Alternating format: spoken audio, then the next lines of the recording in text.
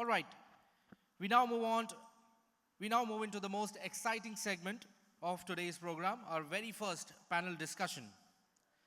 The topic is From Classrooms to Careers, Rethinking Curriculum for Real-World Readiness, a subject that lies at the heart of future-focused education. We are honored to be joined by a distinguished panel of thought leaders who will help us unpack these questions.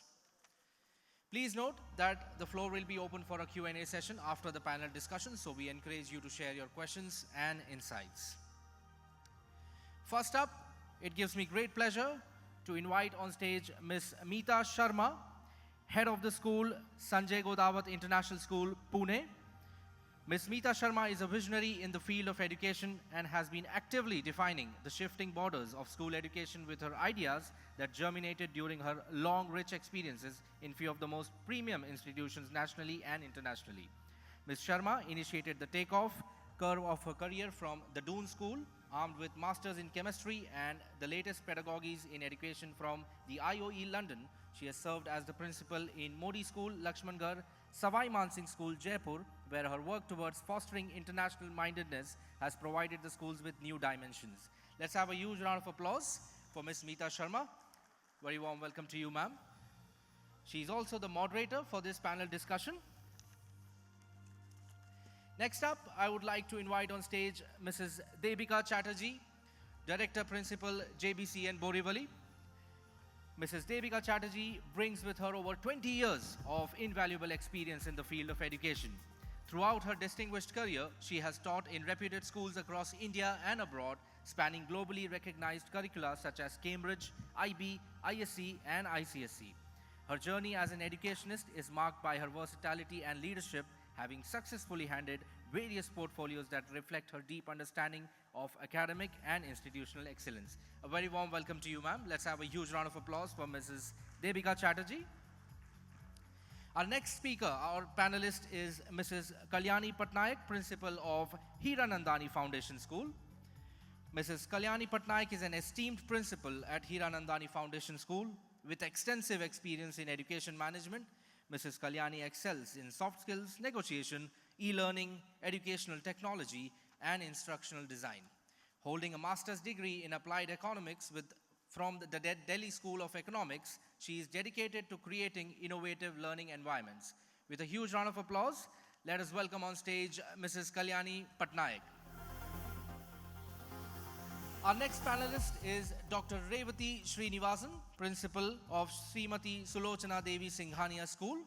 With 25 years of teaching experience and 20 years in administrative roles, Dr. Revathi Srinivasan brings a wealth of knowledge across all grade levels from kindergarten to grade 12.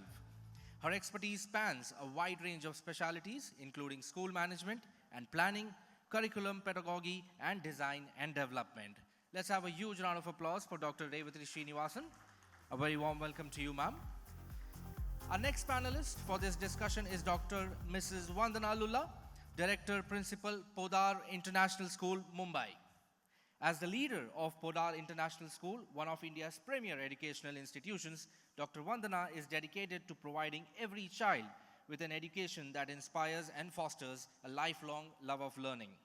With over 2 decades of experience in learning schools across various international curricula, including IBPYP, IBMYP, IBDP, IGCSE, A-levels, CBSE, and ICSE, she has had the privilege of engaging with students who remain at the core of their educational philosophy. A very warm welcome to you, ma'am. Let's have a huge round of applause for Dr. Mrs. Vandana. Our next panelist on board is Ms. Jyothi Malhotra, Principal, the Somaya, Mumbai. Ms. Jyothi Malhotra, Principal of the Somaya School, brings with her a rich and diverse academic background, holding an MA in English, an MSc in Statistics with honors, and a B.Ed in Mathematics and English. With over 15 years of distinguished experience in the field of education, she has played pivotal roles in shaping young minds across multiple levels of schooling. A very warm welcome to you, ma'am. Let's have a huge round of applause for Ms. Jyothi Malhotra. Our next panelist is Ms. Anita Sharma, Principal of Utpal Shangvi Global School. With over 25 years in education, Ms. Anita Sharma has served in key roles from teacher and coordinator to headmistress, principal, and management representative across SSC, ICSE, IGCSE, and CBSE boards. For the past 13 years, she has successfully led top schools in Mumbai, known for her strategic planning, team building, and strong leadership. A very warm welcome to you, ma'am. Let's have a huge round of applause for Ms. Anita Sharma. Our next panelist is Dr. Amrita Vohra, Director Principal of ELPRO International School. Dr. Vohra is a PhD in Education Psychology, a Master's in Education and Botany, and has a rich academic experience spanning over 3 decades, where her dynamic leadership has helped a lot of schools across the country to incorporate a healthy teaching learning environment. As a lifelong learner, she regularly takes up courses and trainings to add on to her already impressive dossier. Some of her programs and trainings include professional program for educators on developing strategies in online teaching and learning from the Harvard Graduate School of Education. A very warm welcome to you, ma'am. I thank all the panelists for joining us on stage. And now I would hand it over to the moderator to kindly take this panel discussion forward. A very good morning to all of you respected panelists, distinguished educators and esteemed guests. It's my privilege to welcome you to the first panel of the Education Awards for Maharashtra. And as it's been already disclosed, the topic is Rethinking Curriculum for Real-World Readiness. Now, ladies and gentlemen, in this unprecedented changing world, whereby the world is rapidly evolving by technological advancements, economic shifts, and complex societal changes, the role of an educator has far extended beyond traditional knowledge and transmission of traditional knowledge for that matter. The fundamental purpose of education is to equip students with competencies that they will require to navigate and contribute meaningfully to the workforce and society at large. But there is a recent research which I would like to kind of, speak out before we get into this discussion. And the first scenario is that the World Economic Forum projected that by this year, 2025, over 50% of all our employers will require significant reskilling or upskilling due to the impact of automation and digital disruption. And another survey by McKinsey and Company reveals that 70% of the employers face difficulty in recruiting candidates possessing essential skills such as critical thinking, problem solving, etc. OCED says 80% of the classrooms, the time in the classrooms is being spent in passive learning, and that just leaves around 20% for active applied learning. With this context that I've just painted, I would like to start this discussion. I'm very conscious of the time right from the very beginning because I've been told it's just 45 minutes that we have to wrap up this discussion in. So I'd request you to keep your answers short and just kind of contribute your best of thought process, your brains, and just let's make this a meaningful discussion. So Kalyani, I'd begin with you. I'm just kind of randomly calling out. My question to you, dear Kalyani, is how can vocational and technical education be integrated seamlessly into formal curriculum to provide hands-on experience and valuable alternative paths to success, particularly for students not pursuing traditional academic degrees? Thank you so much. I feel it a privilege and honor to be here. And the topic today is something so relevant because as Madam Ghodawat, Madam Sharma, Meeta, sorry, correct me, has just informed that tomorrow's world of real world readiness is going to be difficult. And this can only be ready and made easy only when there's a perfect integration between vocational and technical education, because it is all based on the 4 competency skills which are very necessary, the 4 C's which we all know about it. But I would like to go a little forward saying that how does this happen in the classrooms? If you remember, according to the Shiksha Samagra of the centrally sponsored program, they have already brought in this vocational education skills.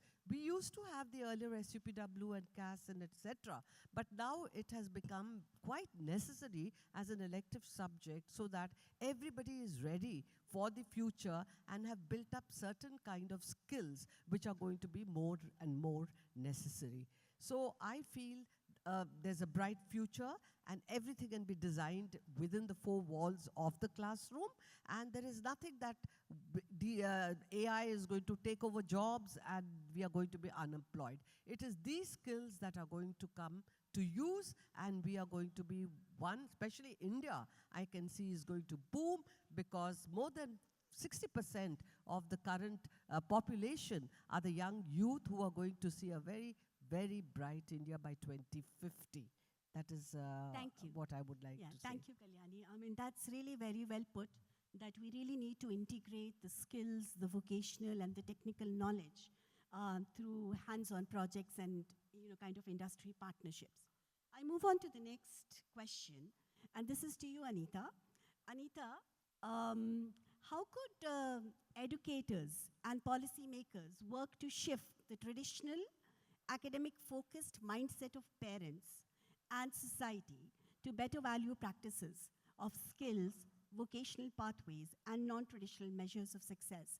Now, while I say this, I just want to say that everybody talks about impact of the education. However, the mindset is still there that you want those many A stars and you want a 38 or a 43 on a 45, or maybe a 98%, 99%. And there are universities which are, and high schools which are giving, some state boards giving 100 on 100. I mean, it's an absolute score, but yet they don't have what is needed for success in their job profile. So how do we make them ready for that? Good morning, everybody. Thank you, Ms. Sharma, to pose this question to me. In my opinion, we have already understood about what is required in the field of education, especially with school education, where you develop the foundation of the children.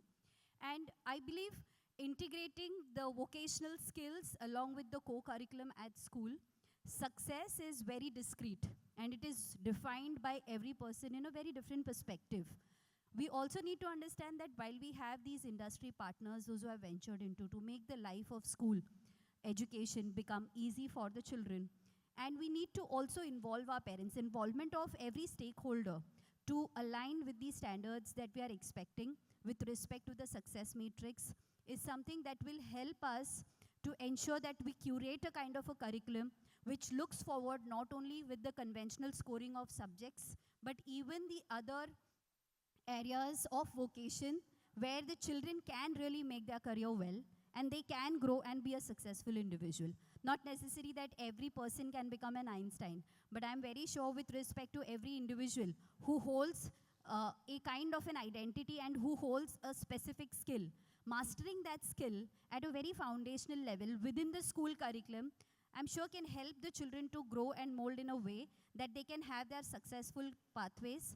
Introducing the career pathways also in the school itself at a very early age so that they understand what are the other opportunities available outside for an undergrad programs by introducing career counseling, having your psychology counseling at the school setup, and involving the parents along with alignment with the teachers. I would also like to add over here that we have been doing quite at policymakers and we are doing quite a bit at leadership, but we also need to go down to the root where the teachers are there. So their concise should not be within the classroom, but they should also know that the subject that I am teaching, what could be the outcome of it and how will it influence the child in order to make a career forward. Thank you. That makes a lot of sense, Anita.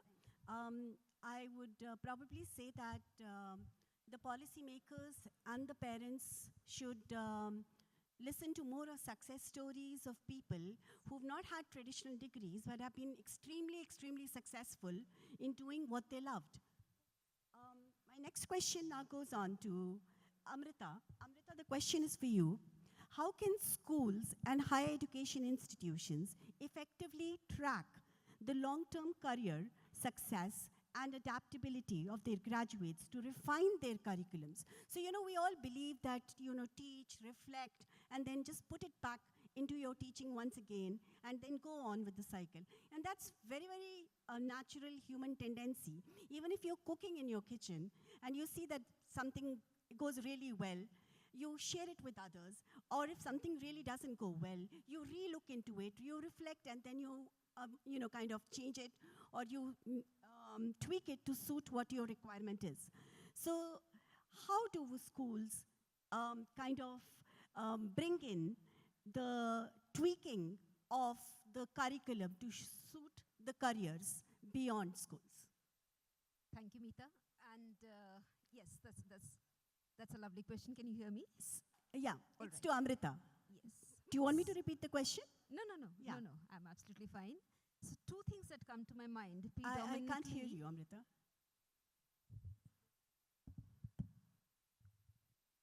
Can you hear me?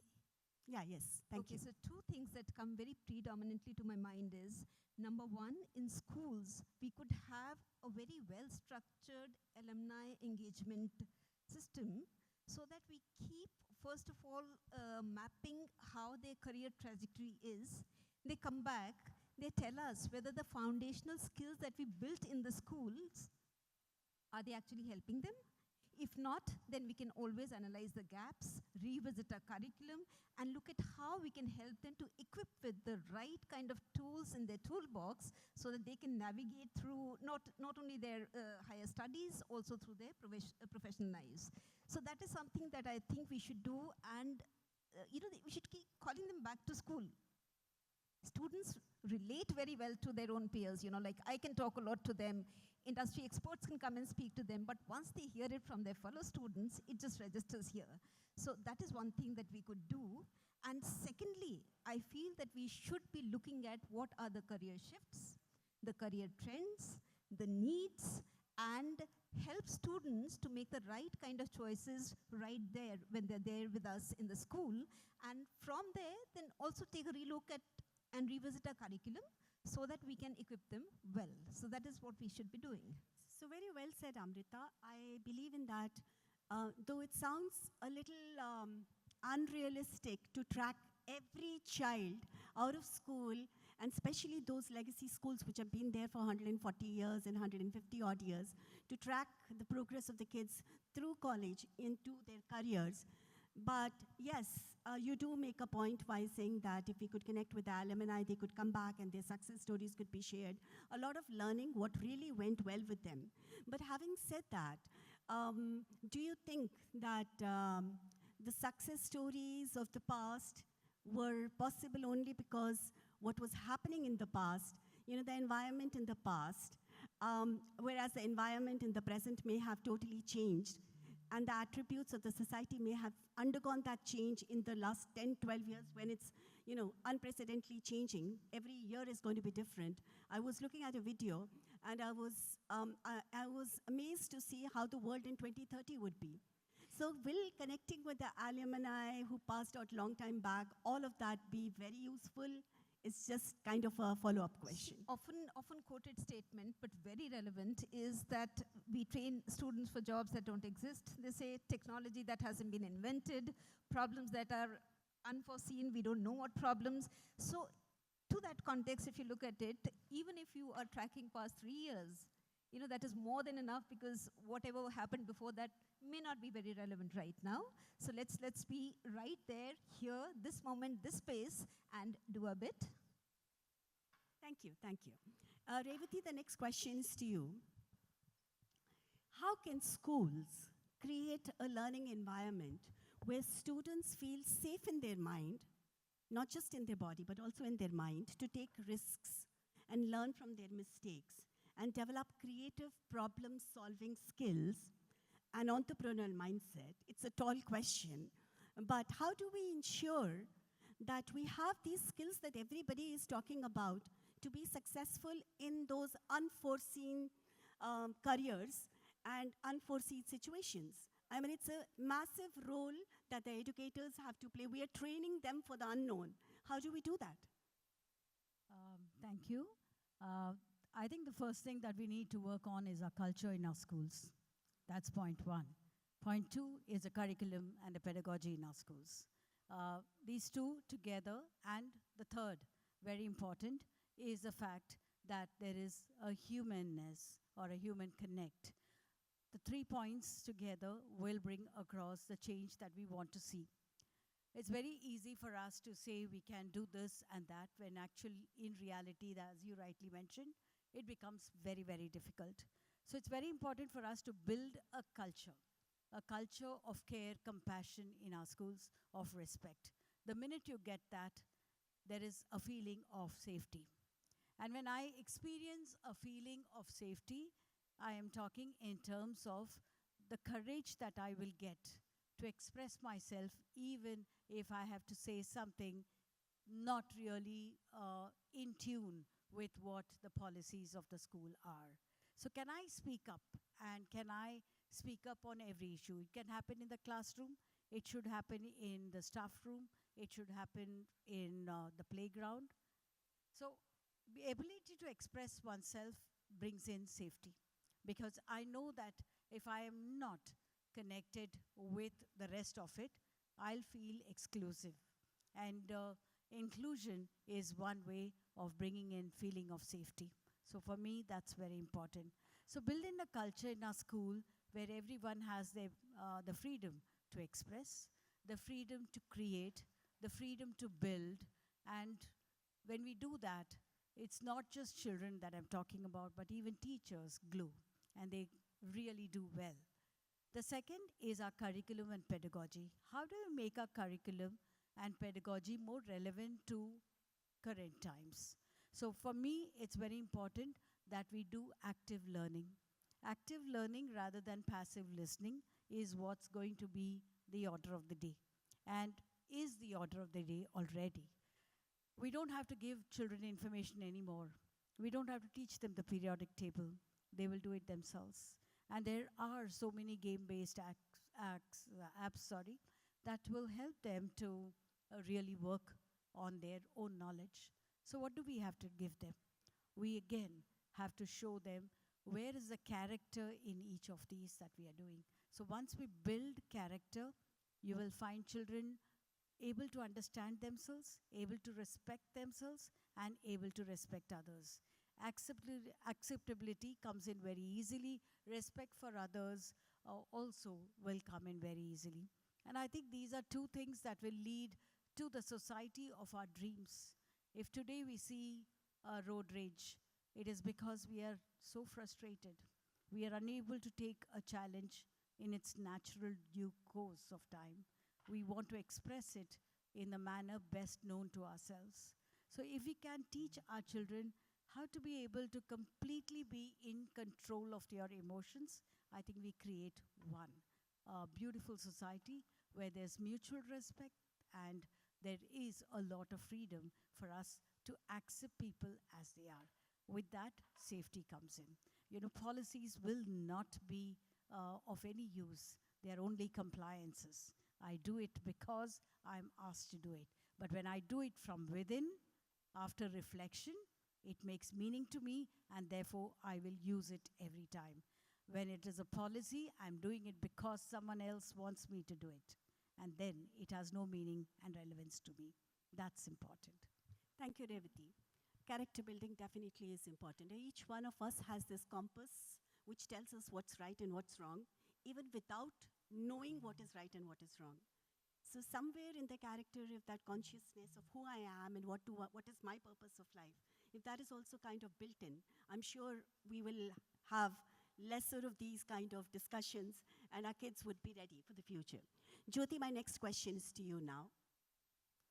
And it's a question that kind of gets me into a very thought-provoking mode. In the last few months, we've heard news whereby a child brings a gun in his tiffin box and shoots the teacher or the boy.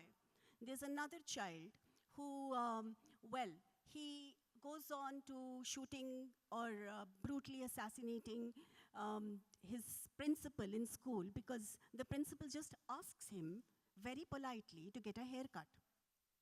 Now, these incidents and many, many more in towns, in cities, even in villages are really becoming prominent these days. And these don't happen in schools, mostly don't happen in schools like from where we come from, but then 80% of the Indian population is in those kind of schools. And they will be our workforce in the years to come. What is it that we have to do to avoid such incidents? Because if they're happening in schools, then they will happen at the workforce, and it'll be a world unimagined for us when we grow old to live in. It's not just about us, but for everybody. What is it that we must do to ensure that the mindset is not destructive, but is rather constructive and collaborative? So what skills do you think have to be brought in into the kids?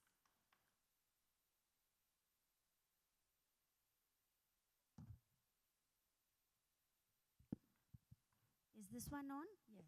Thank you. That's a very, very serious question and quite worrisome. I think the first thing that we have to do is to focus on our teachers, because they are the ones who are connecting with our students, and the sense of respect that they bring into the classroom is what will translate to the child, in the classroom. When a child gets respect, when a child gets love, we know Maslow's hierarchy of needs, right? And today some of us were talking about how life is changing, but we're not equipping our children to deal with this change. Why are we not able to do that? Because we have lost a lot of the emotional connect. And when we talk of schools and we talk of syllabus and completion, then it becomes very clinical. Whereas when you have value-based education, when you train your teachers to sit and talk to your children, that is when that sense of safety that a child gets will prevent him or her from bringing a gun to the school in their box, will prevent them from even reaching for a tool like that, because they understand that their voice is enough, that they are heard, that they are seen, and that they are perhaps loved. So I think that is very important for us to do, and it cannot happen without teacher training. So the most important thing is to bring a sense of community into the school, and that can happen right from the leadership, and it has to move in both ways. Both, how shall I say, the teacher and the teaching community and the student community should feel heard, respected, loved, and they should become agents in the school.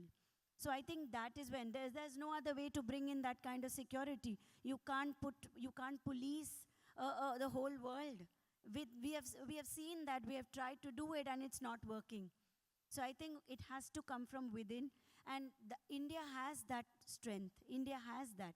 We have those kind of teachings which we can take forward. What we need to do is really see how we can bring it into our schools and how we can bring it into our curriculum, and the teacher becomes the agent there, is what I feel, especially when they hand over that agency to the child. Really, that is what I would like to say, that I need to feel empowered. I need to pass on that to my teacher, and they need to pass on that to the student. And that is when that feeling grows and the sense of community is built. Yeah, thank you, Jyothi. I really resonate with what you said.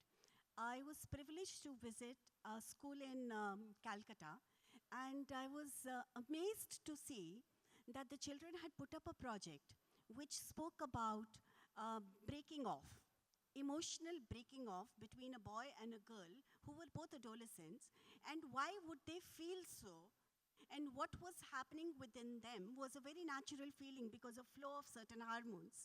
Once they start understanding all those concepts, that this is okay to feel so, they would probably learn how to face themselves, understand themselves, and if values are added to the logical knowledge, maybe we could prevent all those mishaps that may happen in future. I would now like to move on to Vandana.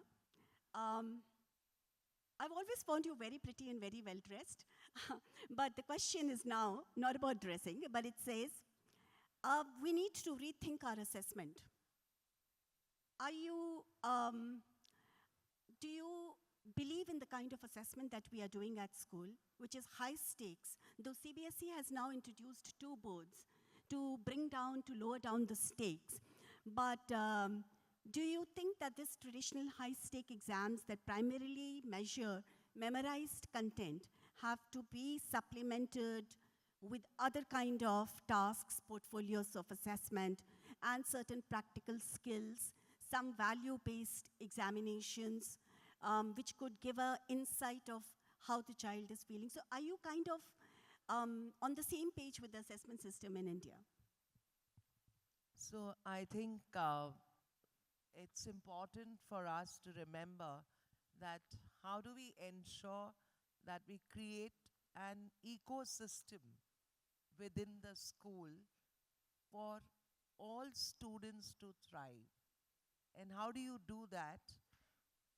Of course, teaching and learning is one aspect of what we do in schools. However, I think assessment is important. At no time, I would say, we can replace one over the other. Yeah. I think there needs to be a balance of ensuring that there is formative assessments and also some kind of summative assessments relating it to project-based learning. You can definitely see how you design assessments using AI. And I think it's very simple. We have started to initiate at Podar where you give a problem, let the children take a picture of that problem, find out, and use AI to the extent that you guide them. But we can't actually take away the recent developments in the world that the children will require in the future. So I think it's very important for us to have a hybrid model where we balance, okay, maybe some kind of basic assessments which are important until everything in the country changes, the entry criteria to universities, the entry criteria to various standardized testing that we use sometimes. So I think it's a process. It cannot happen overnight. We need to see how we gradually move from these high stakes exams to portfolios, to inquiry-based learning with assessment, PBL with assessment, project-based learning, problem-based learning, and then ensure that there is an assignment-based learning, rather than exam-based learning. And use of various digital learning tools. I think that's the key. Are we really creating students of the future who can cram or create? I think the future is they should be able to create, not cram. Thank you, Vandana. Very well said. I'd just like to give an example. A boy who's in grade 8 at Sanjay Ghodawat International School, Pune, is not a student of computer science or ICT, but he's used AI to build up 3 apps. And just yesterday, he came up with his laptop and was showing me, can we use these apps in school? So somewhere, the heaviness or the percentage of knowledge, heavy curriculums, is actually going down with AI. And with Gemini 2.5, it is like a personalized tutor, which will actually assess your ability, your base level of learning, and then build up on it, and will be probably better than many, many people who cannot come down to the level of the child. So these tools are definitely important, and well said. We have to have a mix or a hybrid of all kinds of assessment to prepare our children for the competitive world or for the jobs beyond the classrooms. Now, my last question is to you, and you're just next to me, but it's the last question. Mrs. Debika, Let me just put on my glasses. I'm blind without them. How can curriculum reform for the real world readiness address and overcome existing inequalities, ensuring students, regardless of background, have access to resources and opportunities so that they are at equity and equitable footing for the careers? Good morning, everyone, and thank you very much for that question. I will catch on to one word from that big question of yours, and that word is equity, because that is one of my pet projects as a school leader. We have these dilemmas that all of us have to deal with at all points of time. So there was this question, again, in my mind while the esteemed speakers were talking about the difference between right and wrong. And as leaders, we know there are out of hundreds of situations that we deal, there are so many where the right and the wrong is not so easy to discern. Do we say that a teacher who has not come on time today, even though the right thing is to reach school on time, but she made that effort to come on time, she has a 6-month-old at home, she's just joined back, and that child needed her attention for 10 minutes. She could have stayed back, but she came to school. And then as a leader, we have to decide the difference between the right and wrong and deal with more right and wrong questions to arrive at the right shade of gray. And those questions, those dilemmas have to be dealt with, not when our children reach 11th and 12th and start studying philosophy and sociology. I think those are the problems with our education system. Subjects like philosophy have to come down to the primary years, where we can start talking about equity. Is it all right for a girl to have long hair and for a boy not to have long hair?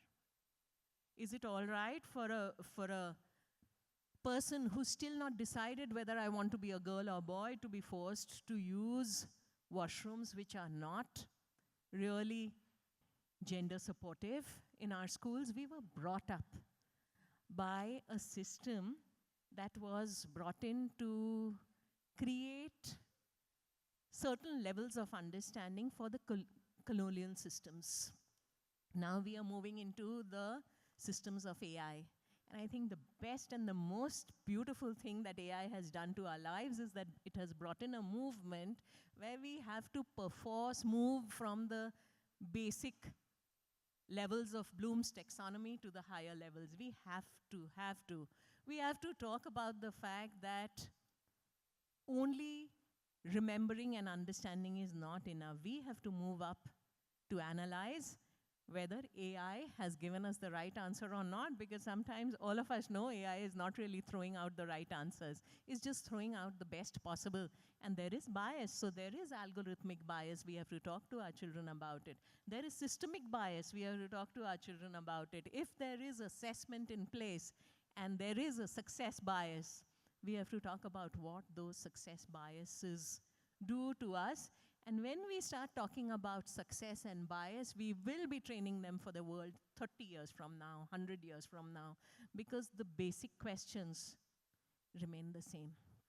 The more I go, I am a student of history, and the more I explore history, I realize with everything that has changed, actually nothing has. The basic questions of whether equity is important in the classroom or not, whether equity in the workforce is important or not, whether or not we need to get into academic dialogues in the classroom where it is a free, safe space where children can talk about the fact that, okay, I don't agree.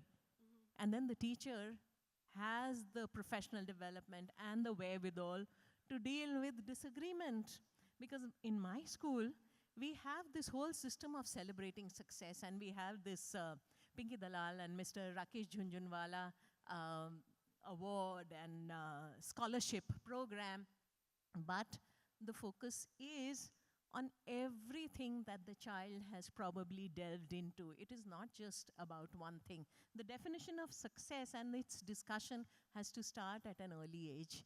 Those are the exciting things that are happening in the world, and I think as we grow, and I'm talking about the fact that we are moving on to the next level of being educators of the future, it is important for us to encourage all those questions which do not end in the right answer, because the right answer gives us a full stop. The wrong answer leads to a question mark, which is the most exciting thing. Thank you. Thank you for that question. Thank you, Debika. You know, ladies, I feel, and ladies and gentlemen here in the audience, I feel that the coming 5 years will actually bring a demarcation also in the teachers. As in, there would be people who would be AI proficient, and there would be people who would not be AI proficient, and they would then lack in those kind of skills to be able to bring up children and prepare them for the world. We first of all have to prepare ourselves, and that's one of the most important things, that if we are not ready as teachers, how well are we going to be preparing the children for the world, which is unseen and has still not come. And the second thing which Debika said, which really, really touched me, was the basic values remain the same.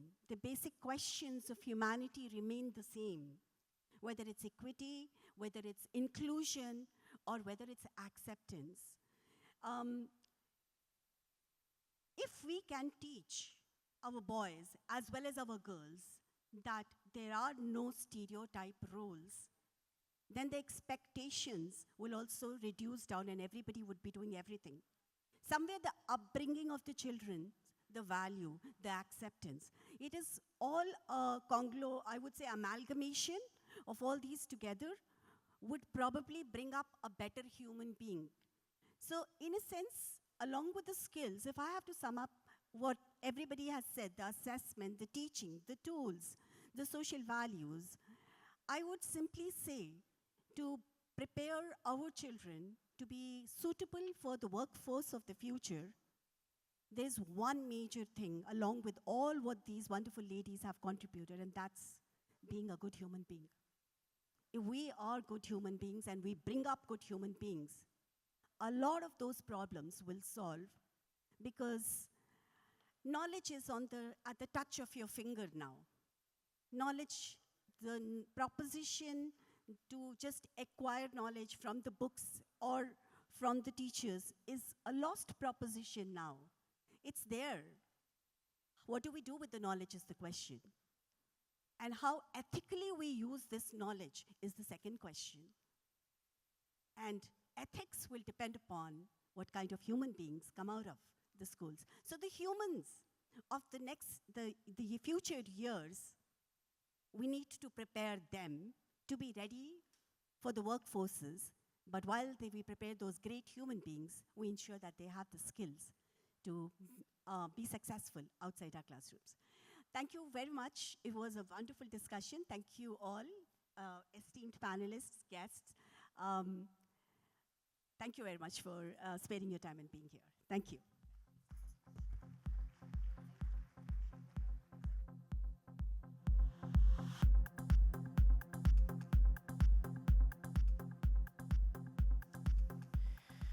I thank all the panelists for sharing their insights and thoughts on the topic. May I now request Mr. Anil Sharma and Mr. Suren Ramasubbu, Director, Academica International Studies, and along with him, Mr. Shashikant Vishwakarma from International Baccalaureate, to please join us on stage to felicitate the panelists.